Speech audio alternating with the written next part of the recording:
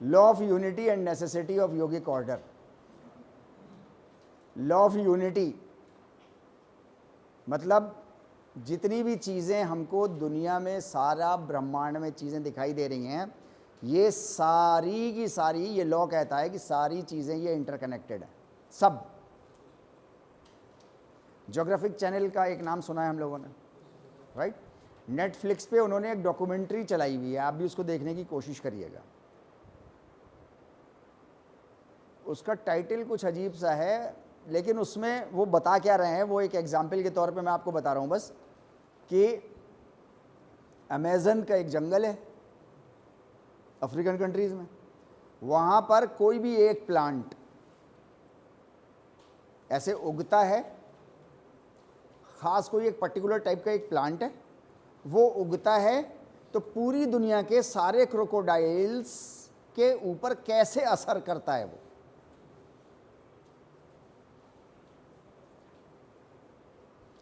ध्यान में रखना, लॉ ऑफ यूनिटी। अमेज़न का जंगल, फॉर एग्जाम्पल गंगा नदी, ब्रह्मपुत्र नदी के क्रोकोडाइल्स हज़ारों किलोमीटर, 7 समुंदर पार की बात हो रही है, लेकिन वो डॉक्यूमेंट्री दिखा रही है कि वो पेड़ इन क्रोकोडाइल्स को कैसे इन्फ्लुएंस करता है। अगर ये पेड़, वो कहते हैं, अच्छा, फिर उसका उन्होंने बेहतरीन, बहुत ही ब्यूटीफुल उन्होंने जो है वो उसके एनिमेशंस बनाए कि वो पेड़ करता क्या क्या है, ज़मीन में वो क्या क्या चेंजेस लेके आता है, फिर वो चेंजेस, ज़मीन के चेंजेस, फिर वो ट्रांसफ़र कैसे होते हैं पूरी दुनिया में, फिर वो उनमें से कुछ हिस्सा नदियों में कैसे जाता है, फिर नदियों में से क्रोकोडाइल्स उसको कैसे लेते हैं, ये सारी चीज़ें उन्होंने, मतलब law of unity. All things are interconnected with each other.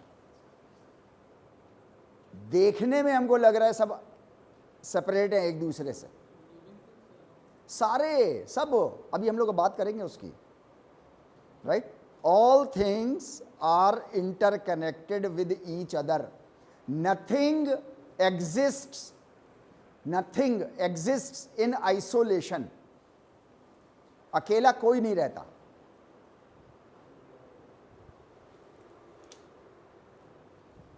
ये है लॉ ऑफ यूनिटी, एक छोटे से टर्म में। बहुत ही इंट्रिकेट, बहुत ही कॉम्प्लेक्स और बहुत ही वास्ट एक सब्जेक्ट है, जिसको हम लोगों को अपनी एमपीएड सेकेंड सेमेस्टर में अगले एक दिन में ख़त्म करना है। नियर इम्पॉसिबल है। उसकी कुछ बेसिक प्रिंसिपल ही सीख पाएंगे हम लोग, बाकी फिर जिसका इंटरेस्ट हो एग्ज़ाम के बाद, वो नेटफ्लिक्स पे वो डॉक्यूमेंट्री आप लोग सब लोग ज़रूर देखिए, how each and everything is interconnected, right? Law of unity lies at the core of the laws of the universe. सारे जितने यूनिवर्स के जितने भी लॉज हैं, उनके कोर में इंटरकनेक्टेडनेस, लॉ ऑफ यूनिटी सब में एग्जिस्ट करता है। कैसे करता है वो आगे हम लोग थोड़ा बहुत कहीं बात कर पाएंगे, वरना तो बेसिक प्रिंसिपल बस हमको ये समझने की ज़रूरत है कि लॉ ऑफ यूनिटी काम करता है सब जगह, नहीं छोटे से छोटा कोई भी इंसेक्ट, अमीबा, बड़े से बड़ी वास्ट गैलेक्सी, कुछ भी ले लो, सब आपस में इंटरकनेक्टेड है। Everything, it is a fundamental truth of existence. ये फंडामेंटल ट्रुथ है हमारे एग्जिस्टेंस का। अगर इस ट्रुथ को हमने नहीं समझा है तो फिर हम फुल्ली अपने चित्त के ऊपर काम करना हमारे लिए बड़ा मुश्किल है।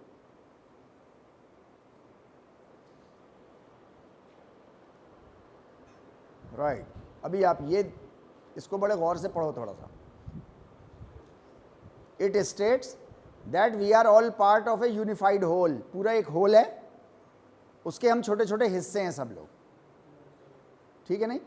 And our actions and thoughts, हम जो भी काम करें, हम जो भी सोच रहे हैं, उन सब का have a ripple effect. Ripple कहते हैं वो ऐसे नदी में आप जैसे पत्थर मारते हो ना, ऐसे वेव्स चलती हैं उसकी, ऐसे वेव्स, और सारी वेव्स इंटरकनेक्टेड होती हैं एक दूसरे से। और वो पहली वेव उस पत्थर से कनेक्टेड है, उसी से ओरिजिनेट हुई है ना, वहाँ से कनेक्टेड हो करके, right. Have a ripple effect that extends beyond ourselves. आपने सोचा तो अपने मन में, राइट, लेकिन उसका इफेक्ट पूरे यूनिवर्स पे पड़ रहा है, आपसे बाहर भी पड़ रहा है, right. By recognising this oneness we can foster harmony and cooperation within ourselves and the world around us. एक ये नोबेल ल्यूरेट हैं जेम्स जीन्स नाम के, फिजिसिस्ट हैं, फिजिक्स के एक्सपर्ट हैं, राइट, एस्ट्रोफिजिसिस्ट हैं ये, astronomy plus physics, right. Mysterious universe नाम की इनकी एक किताब है, सॉलिड साइंस की फील्ड में चलती है। छुट्टियों में मौका मिले तो इस किताब को, छोटी सी है, ज़्यादा बड़ी नहीं है और कॉम्प्लिकेटेड नहीं है, सबसे अच्छी बात यह है, मतलब इनकी इस किताब की अच्छाई ये है कि थोड़े से टेक्निकल टर्म्स अगर समझा दिए जाएं तो कोई भी मतलब उस किताब को सुन ले तो सबके समझ में आ जाएगी कि कैसे काम करती है यूनिवर्स, कैसे काम करता है। कोई भी, मतलब उसके लिए ज़रूरी नहीं है कि वो हायर एजुकेशन आप जैसा बच्चा हो पढ़ा लिखा, जो नहीं भी पढ़ा लिखा है उसके भी समझ में आ जाएगा। उसको ऑडियो सुना दो, इस बुक की ऑडियो बुक्स होती है ना, उसकी ऑडियो सुना दो और वो टेक्निकल टर्म समझाने वाला कोई समझा दे साथ में बस।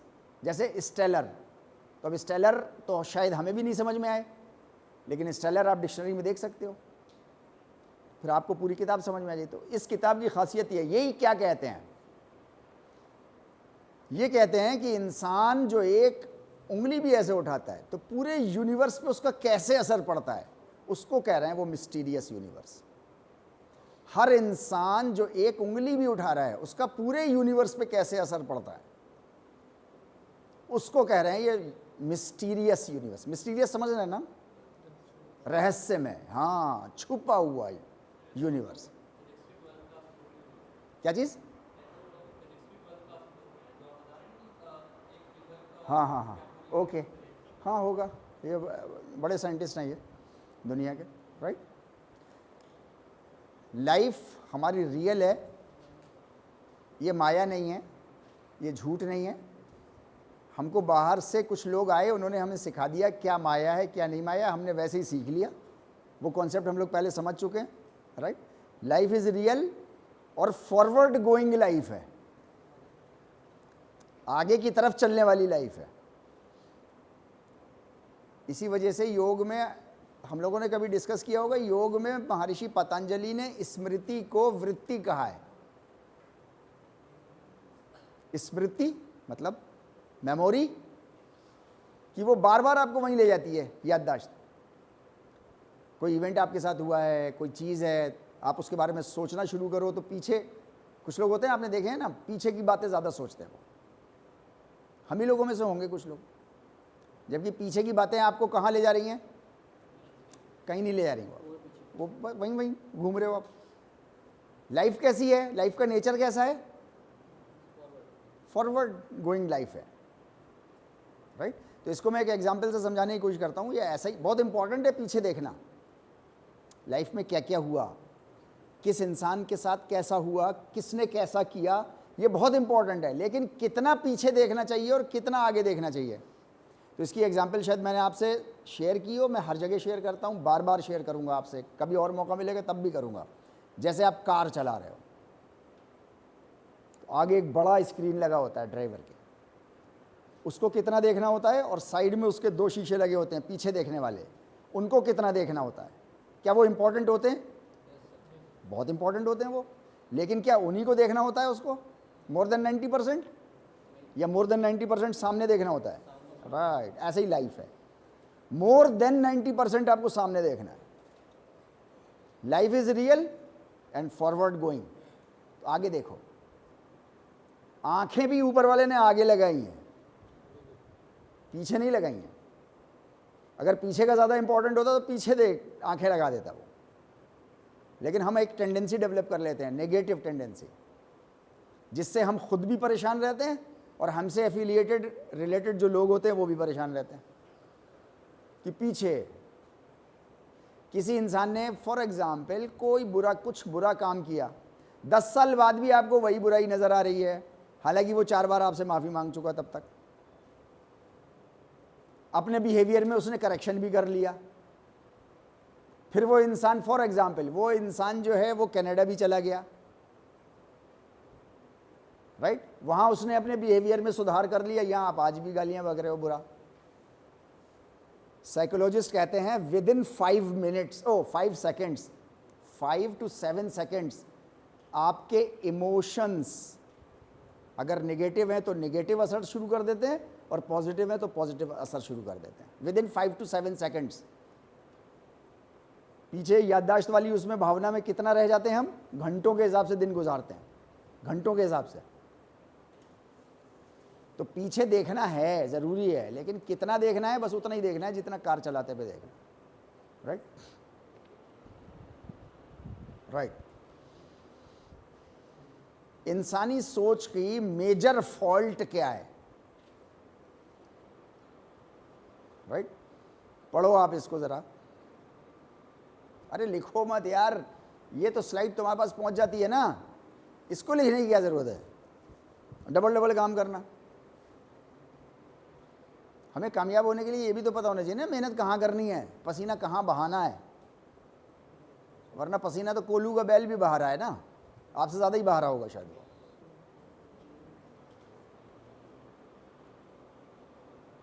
राइट। इंसान की जो सबसे बड़ा फेल्योर है, इंसान मतलब सब लोगों की बात कर रहा हूं मैं, एज ए सिस्टम, राइट, कि वो जब ये सारे यूनिवर्स को देखता है, सबको गौर करता है, तो कहता है कि यार ये कोई ना कोई हायर अथॉरिटी है।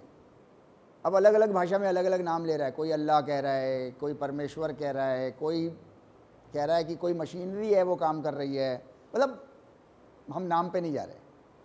लेकिन हर इंसान इस बात को, जो इनके ऊपर स्टडी कर रहा है या इनके बारे में थोड़ा बहुत भी जानता है, ज़रा सा भी ये कैसे काम करते हैं, तो वो इस बात को मानने पे मजबूर हो जाता है कि कोई हायर अथॉरिटी है जो इन चीज़ों को कंट्रोल कर रही है। ये अपने आप बाई, मतलब क्या कहते हैं इसको, बाई चांस, ये बाई चांस चीज़ें होने वाली चीज़ें हैं नहीं।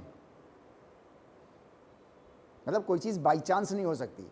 ये बाई चांस नहीं हो सकता कि अमेज़न के जंगल का एक प्लांट दुनिया के सारे क्रोकोडाइल्स के ऊपर असर डाल रहा है, ये बाई चांस नहीं हो सकता। मतलब उसके जो साइंटिस्ट हैं वो ये कह रहे हैं, है नहीं? इंसान जो है वो आपस में इंटरकनेक्टेड, वो ये कह रहा है कि सम हायर लॉ है कहीं। मैंने कहा आपको फिर नाम कुछ भी रख लो, अब आप उसका, अरबी में आप उसको अल्लाह कह लो, हिंदी में उसको भगवान कह लो, ईश्वर कह लो, ऑलमाइटी गॉड कह लो, नहीं कुछ भी कह लो, XYZ, इससे कोई मतलब नहीं है।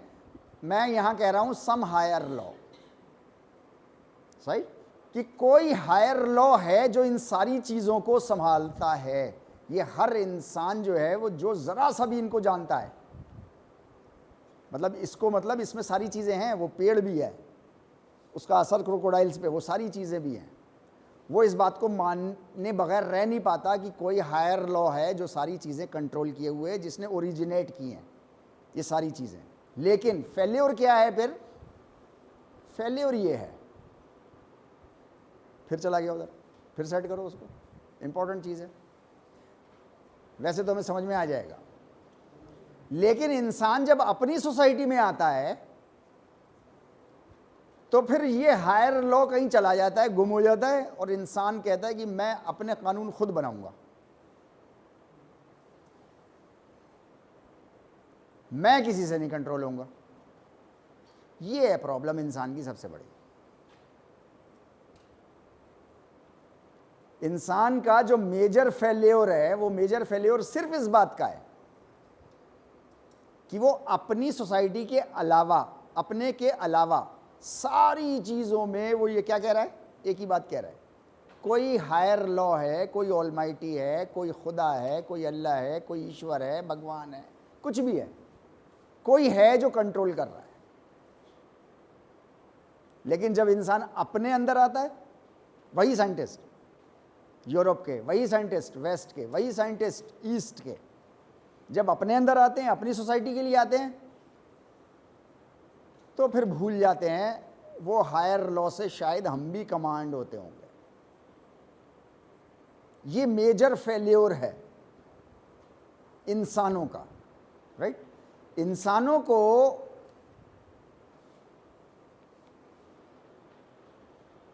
Right, it is impossible for humanity,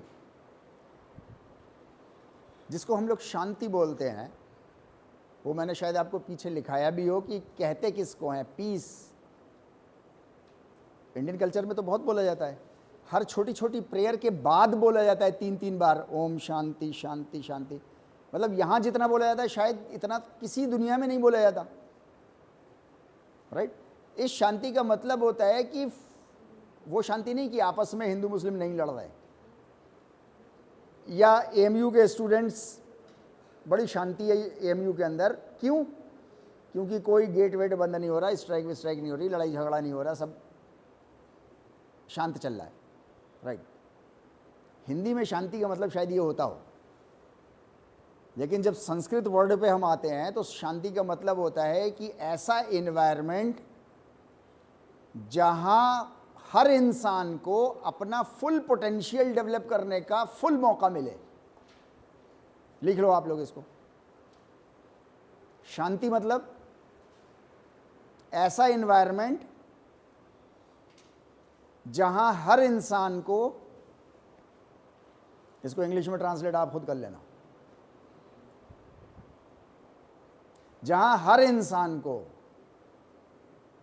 अपना पूरा पोटेंशियल डेवलप करने का, अपना पूरा पोटेंशियल डेवलप करने का पूरा मौका मिले।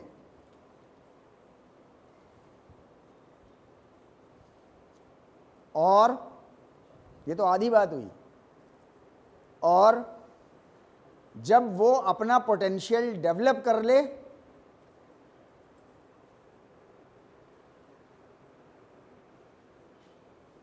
और जब वो अपना पोटेंशियल डेवलप कर ले तो उसे उसका भरपूर रिजल्ट मिल जाए।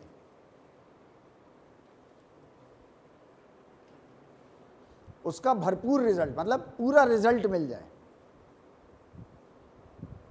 राइट? अगर ये एनवायरनमेंट, ऐसा एनवायरनमेंट आपके समाज में है जो कि एट प्रेजेंट नहीं है, एक तो हर किसी को अपना फुल पोटेंशियल डेवलप करने का मौका नहीं मिल रहा। फॉर एग्जाम्पल, आप अपनी आंखों से ही देखते होंगे समाज में कितने बच्चे हैं जो स्कूल ही नहीं जा पा रहे, ड्यू टू वन कॉज और द अदर। नहीं जा पा रहे ना, फुल पोटेंशियल नहीं मिल पा रहा उनको स्कूल के पॉइंट ऑफ व्यू से। क्या सारे बच्चों को स्पोर्ट्स की बेस्ट फैसिलिटीज मिल रही हैं? नहीं मिल रही, तो फुल पोटेंशियल नहीं ग्रो हो रहा उनका, यानी कि वो समाज में वो एनवायरनमेंट नहीं है। अच्छा, फिर किसी ने कर भी लिया तो क्या उसको उसका भरपूर रिजल्ट मिल जाता है? आप में से 10 लोगों ने कर लिया फॉर एग्जाम्पल, क्या गारंटी है कि 10 लोगों को भरपूर रिजल्ट मिल जाएगा? फिर नहीं। कर लो आप जेआरएफ, मेरे पास 1 करोड़ रुपया है, नौकरी मुझे मिलेगी, प्रधानमंत्री का भतीजा हूँ, मुझे मिलेगी। आपका जेआरएफ काम ही नहीं करेगा कुछ, या करेगा? नहीं करेगा। कर भी सकता है, नहीं भी कर सकता, लेकिन इधर पक्का है, राइट? ऐसा एनवायरनमेंट अगर आपको मिल जाए जहां आप हर किसी को, सिर्फ आपको नहीं, आपसे मुराद आप नहीं, सारे इंसानों को अपना पोटेंशियल फुल्ली ग्रो करने का मौका मिले, और जब वो डेवलप कर ले तो उसको उसका भरपूर रिजल्ट मिल जाए, अगर ऐसा एनवायरनमेंट है आपके समाज में, उसको बोलते हैं शांति। अब आप देखो, यहाँ पर इंडियन कल्चर में एक प्रार्थना चलती है, थोड़ी सी लंबी सी है, एक एक करके पढ़ूंगा, हल्के हल्के पढ़ूंगा उसको, तो आपको समझ में आएगी, है नी? ओम अंतरिक्षम शांति। अंतरिक्ष में मतलब जो मिल्की वेज है ना, यूनिवर्स तो बहुत छोटा सा हिस्सा है उसका, पूरे अंतरिक्ष में शांति ही शांति हो। मतलब वहाँ जितना भी टैलेंट है उनका, वो सब अपना अपना पोटेंशियल 100% ग्रो करें। अब इस रिलेशन में आप इस शांति को देखना, राइट? ओम पृथ्वीयम शांति, पृथ्वी का भी फुल्ली पोटेंशियल होना चाहिए, राइट? तभी आपको उसका फुल रिजल्ट मिलेगा। अनाज आपको फुल तभी मिल पाएंगे, तभी आपको सेफ्टी के साथ मिल पाएगा, राइट। देन फिर उसके बाद क्या कहा गया, ओम आपह शांति। पानी, आपह कहते हैं पानी को, वाटर, फुल शांति में पानी होना चाहिए, मतलब फुल पोटेंशियल का पानी होना चाहिए, गंदा नहीं होना चाहिए। कैसा पानी चाहिए आपको? साफ सुथरा। 27% पॉपुलेशन है पूरी दुनिया में जिनको साफ पानी मिल रहा है, जो आपको मिल रहा है 27% ओनली। 73% पॉपुलेशन को साफ पानी नहीं मिल रहा, राइट। मेटेलिक मिल रहा है, गंदा मिल रहा है, बदबूदार मिल रहा है, चाहे जैसा भी मिल रहा है, राइट। देन उसके बाद क्या कहा गया, उसके बाद कहा गया कि ओम औषध्य शांति। औषध समझते हैं? मेडिसिन। मेडिसिन फुल पोटेंशियल की होनी चाहिए, वैसी शांति नहीं है। ये वो शांति नहीं आ रही ना जिस शांति को हम लोग समझते हैं, वो शांति नहीं है। औषध्य शांति, वनस्पतीय शांति, वेजिटेशन, जितने भी खाने पीने की चीजें सब।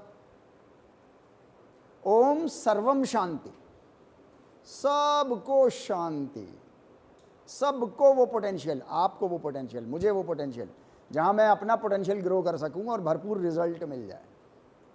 अब देख, अभी और लंबी है ये चलती रहेगी ऐसे। मैं ये कह रहा हूं आपसे कि शांति का मतलब ये है जहां पे आपको वो पीस मिल जाए। वो पीस आपको नहीं मिल सकती जब तक कि हम लोग, आगे इसको और डिस्कस करेंगे, जब तक कि योगिक प्रिंसिपल्स पे हमारा सिस्टम ऑफ लाइफ डेवलप नहीं होगा। अगर योगिक सिस्टम ऑफ लाइफ नहीं होगा तो मैकियावेली होगा, और मैकियावेली आइडियोलॉजी क्या कहती है? अपना देखो, तुम्हें दूसरों से क्या मतलब।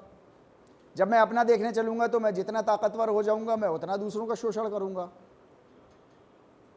उसके लिए उतना कानून ऐसे बनवाऊंगा,